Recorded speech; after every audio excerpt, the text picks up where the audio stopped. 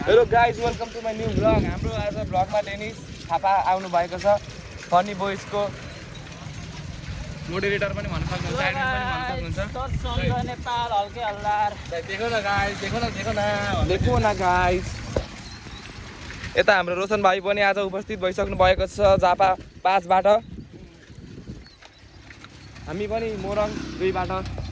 यहाँनेरि हामी देखन सक्छौँ मासु भातेहरू। जादु देख्नु भयो, सबै मासु भातेहरू मात्रै छन् यहाँनेरि।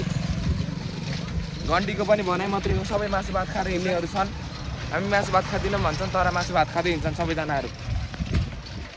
देश बदल्न चाहेको हो कि देशलाई यहाँ मार्न चाहेको हो कि यो देश सखा पार्न चाहेका हुन्, के भन्नु।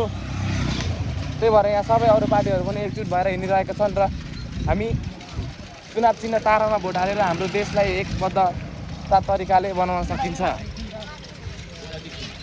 अब यसो नेपाली त खासै बोल्न आउँदैन, भर्खरै विद्यार्थी राजनीतिमा लाग्दैछु गाइज।